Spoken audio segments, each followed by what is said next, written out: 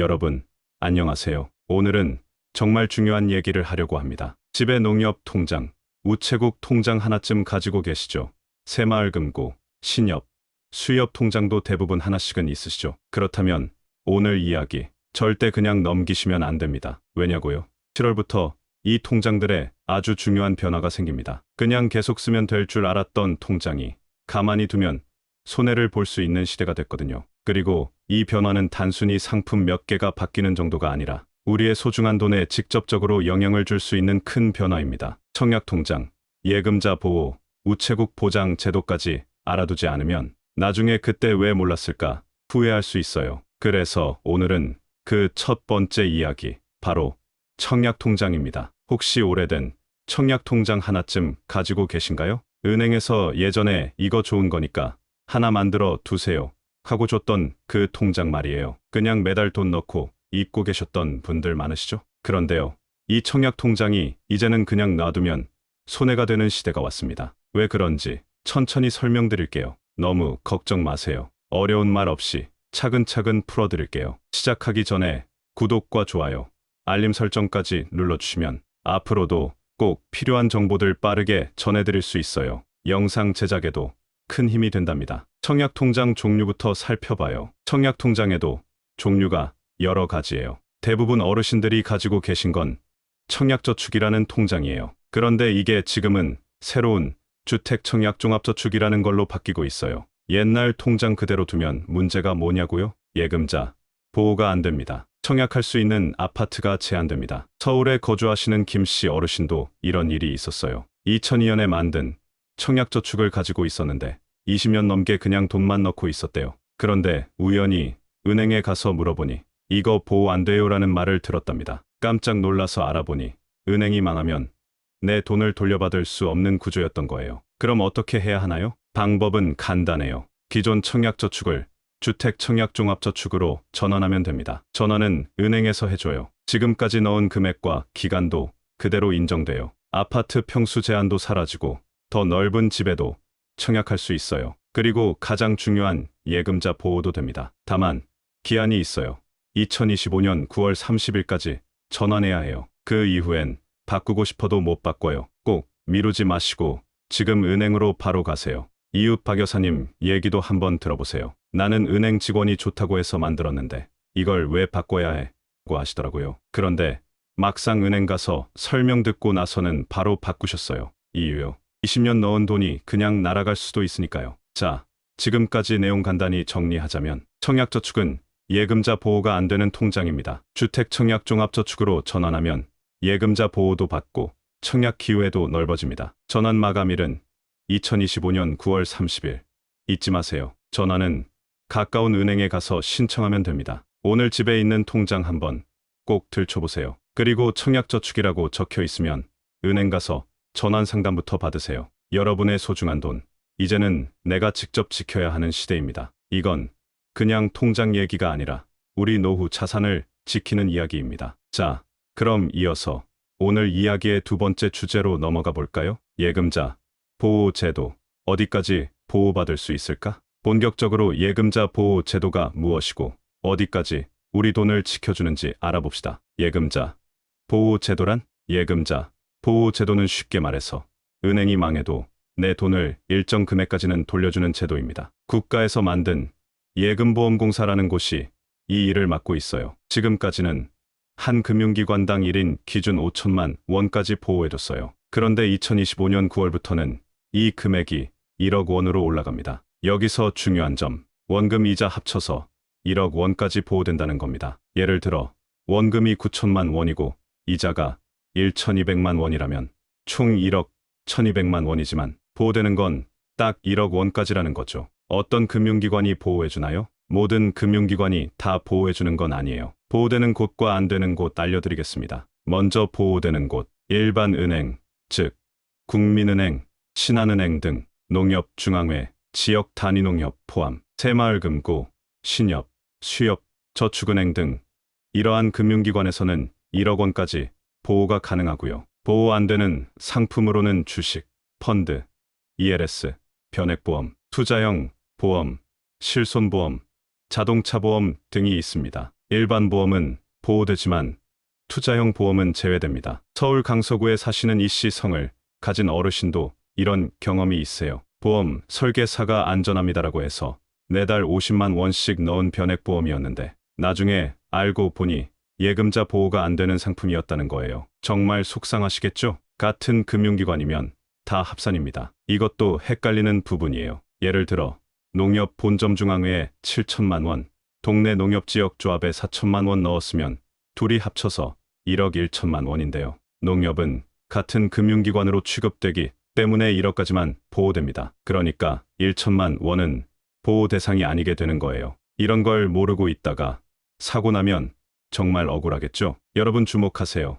우체국은 특별합니다. 놀랍게도 우체국 예금은 금액 제한 없이 전액 보호됩니다. 왜냐하면 우체국은 금융기관이 아니라 정부기관이라 예금보험공사가 아니라 국가가 직접 책임지기 때문이죠. 그래서 큰 금액을 안전하게 넣어두려면 우체국이 유리할 수 있어요. 단점은 상품 종류가 적고 금리가 일반 은행보다 낮다는 점이 있죠. 요 점 정리를 해볼게요. 2025년 9월부터 예금자 보호 한도는 1억 원 이자 포함, 우체국은 금액 제한 없이 전액 보호, 농협, 신협, 새마을금고 등은 각각 다른 보장 체계지만 대부분 5천만 원에서 1억 원까지 보호 안 되는 상품도 많아요. 펀드, 주식, 변액보험 등은 주의. 이제 어떤 금융상품에 얼마까지 넣어야 안전할지 감이 좀 오시죠? 그럼 이제 실제로 어떻게 분산해서 돈을 넣어야 하는지 전략을 알려드릴게요. 이것만 잘 알아도 정말 큰 돈을 지킬 수 있습니다.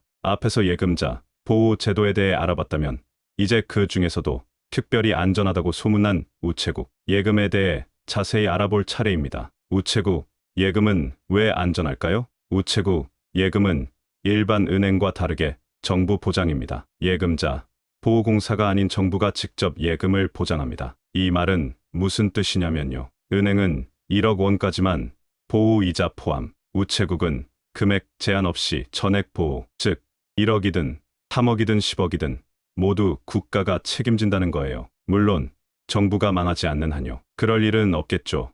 설마요. 서울 도봉구에 사시는 정씨 어르신은 우체국 통장에 몇 년째 5천만 원을 넣어두고 계셨는데 내 돈이 정말 안전한지 몰라 불안했어요라고 하셨어요. 그런데 우체국 직원이 정부가 전액 보장합니다라고 알려주자 그제야 안심하셨다고 해요. 게다가 최근 금융 불안정 소식들이 들리면서 정씨 어르신은 주변 지인들에게도 우체국 통장을 추천하고 계신다고 합니다. 나는 은행보다 우체국이 더 믿음이가. 나라가 망하지 않는 이상 돈도 안 망하잖아 라는 말씀도 덧붙이셨답니다. 여러분들도 주변에 추천해 주시면 좋겠죠.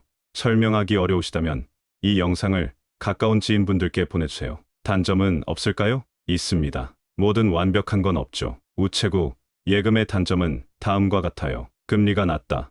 일반 은행보다 0.2%, 0.5 경우가 많아요. 상품이 적다. 대부분이 예금, 적금 중심이고 다양한 금융상품은 거의 없어요. 자산운용의 유연성이 떨어진다. 투자 성향이 있으신 분들에겐 아쉬울 수 있어요. 예를 들어 A은행의 정기예금 금리가 3%인데 우체국은 2.8 정도인 경우가 많습니다. 매달 들어오는 이자가 작게 느껴질 수 있지만 대신 마음의 평온을 얻는 셈이죠. 그렇다면 어떻게 활용해야 할까요? 정답은 금액이 큰 경우에 안전 자산 보관소로 활용하는 것입니다. 즉, 이자를 조금 덜 받더라도 절대 잃고 싶지 않은 돈은 우체국에 넣는 전략이죠. 예를 들어 농협에 1억 2천만 원이 있다면 1억까지만 보호되고 2천만 원은 위험하죠. 이 중 일부를 우체국으로 옮기면 전액 안전하게 보관 가능해집니다. 김포에 사시는 최씨 어르신은 은행은 금리는 높지만 불안하고 우체국은 금리는 낮지만 안심된다고 하시며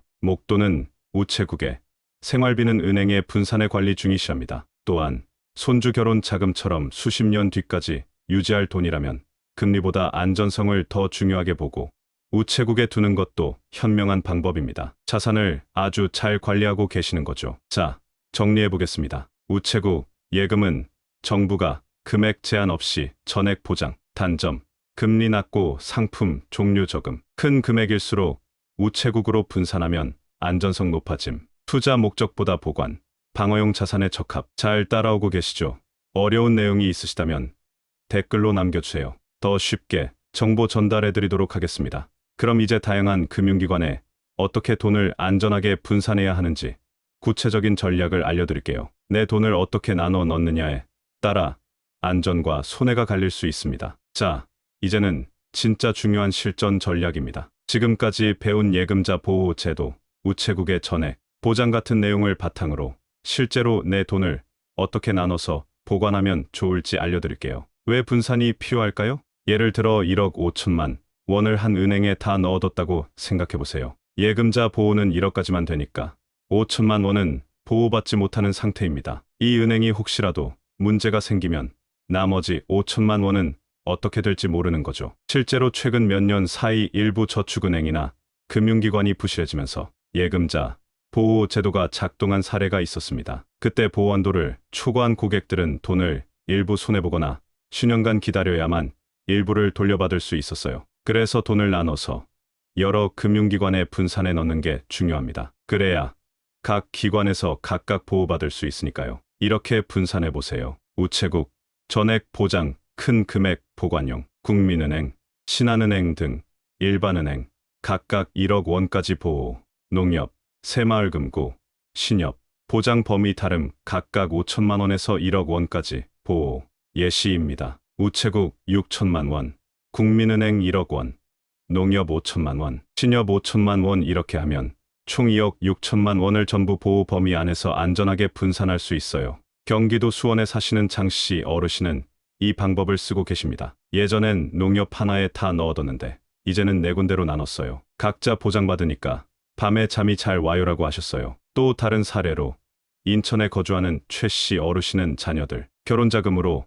모은 돈 3억 원을 농협에 다 넣고 계셨어요. 그런데 상담을 받고 나서 1억은 우체국으로, 1억은 신한은행으로 옮기셨죠. 이젠 안심이 돼요. 자식들한테 남길 돈인데 혹시라도 없어질까 봐 걱정했거든요. 라고 하셨어요. 조심할 점은 같은 계열 은행은 합산, 농협중앙회 지역 농협한도로 계산, 보호 안 되는 상품에 무심코 넣지 않기, 펀드, ELS, 변액보험은 위험, 이자 포함해서 한도 계산, 원금이자 합쳐서 보호되는 금액인지 확인, 그리고 너무 많은 은행에 나누면 관리가 어렵고 헷갈릴 수 있어요. 3-4군데 정도로 나누는 게 적당합니다. 너무 복잡하게 만들면 오히려 혼동돼서 돈을 잃는 실수가 생기기도 하니까요. 통장 관리 팁으로는 어디에 얼마 있는지 메모해 두세요. 통장마다 스티커 붙이거나 노트에 정리하는 것도 좋아요. 모바일 뱅킹 사용법을 배우면 훨씬 편해져요. 은행 직원이나 자녀분들에게 부탁하면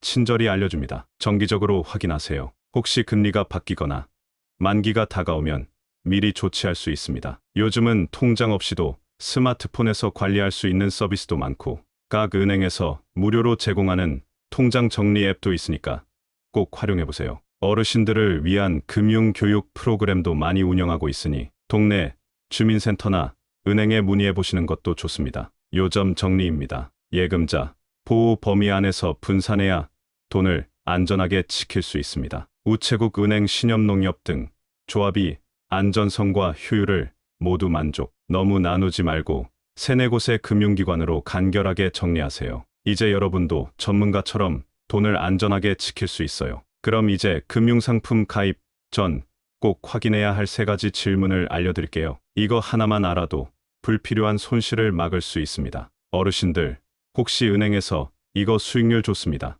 요즘 다 이거 가입하십니다라는 말에 혹해서 상품 하나 가입하신 적 있으신가요? 사실 저희 부모님도 그런 말을 듣고 가입했다가 손해를 보신 적이 있거든요. 그래서 오늘은 은행이나 보험회사에서 어떤 금융상품을 권할 때 꼭 스스로 던져야 할 3가지 질문을 알려드립니다. 이 질문만 기억하셔도 내 돈을 지키는 첫걸음이 됩니다. 이 상품은 예금자 보호가 되나요? 가장 먼저, 이 상품은 예금자 보호가 됩니까? 라고 물어보세요. 예금자 보호가 된다는 건 금융회사가 망해도 일정 금액까지는 나라에서 돌려준다는 뜻입니다. 예금, 적금, 정기예금은 대부분 보호가 됩니다. 하지만 펀드, ELS, 변액보험, 주식형 상품은 보호되지 않습니다. 전남 목포에 사시는 박씨 어르신은 5천만 원을 변액보험에 넣었다가 원금 손실이 생기고도 예금자 보호가 안 된다는 사실을 그때 알게 되셨다고 해요. 처음부터 알았더라면 안 했을 텐데라는 말씀이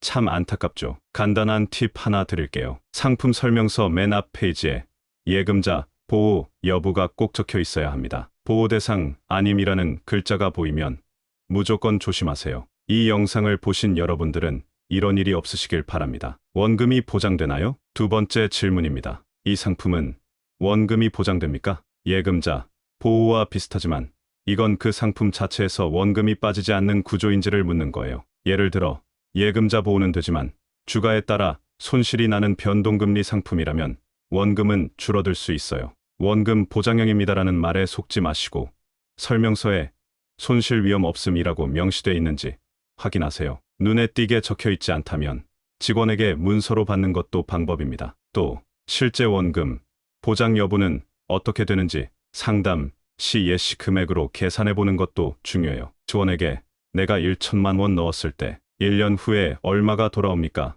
구체적으로 물어보면 더 정확히 확인할 수 있습니다. 중도 해지 시 손해가 있나요? 마지막 질문입니다. 중간에 해지하면 손해가 있나요? 어르신들은 건강 문제나 자녀 사정 등으로 급하게 돈이 필요해지는 경우가 많습니다. 그런데 일부 상품은 중간에 해지하면 원금 손실은 물론 수수료까지 물어야 하는 경우가 많아요. 예전에 경북 구미에 사시는 김 씨 어르신은 3년 만기 적금에 가입했는데 손주 대학 등록금 때문에 1년 반 만에 해지했어요. 그런데 원금보다 적은 금액이 돌아와서 깜짝 놀라셨다고 해요. 따라서 가입 전 이거 중도 해지하면 얼마 손해보나요?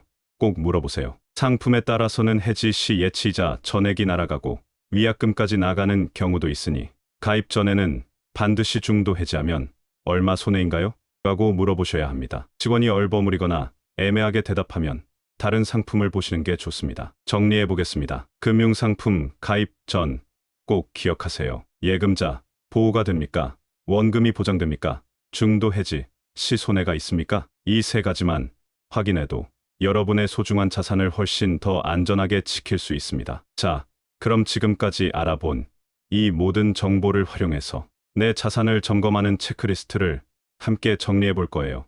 끝까지 시청해 주세요. 이제 지금까지 배운 내용을 바탕으로 여러분이 직접 자산을 점검할 수 있는 체크리스트를 만들어 드릴게요. 이 체크리스트만 잘 활용하셔도 내 돈을 더 안전하고 똑똑하게 관리할 수 있습니다. 예금 분산 체크리스트. 한 은행에 1억 원 넘게 넣어두셨나요? 예금자 보호는 1억 원까지만 되기 때문에 그 이상은 위험할 수 있어요. 나눠서 보관하는 게 좋아요. 우체국 통장에도 돈이 들어있나요? 우체국은 정부에서 전액을 보장해줘요. 금리가 조금 낮아도 큰 금액을 안전하게 맡기기에 좋아요. 농협이나 신협, 새마을금고 같은 데도 통장이 있나요?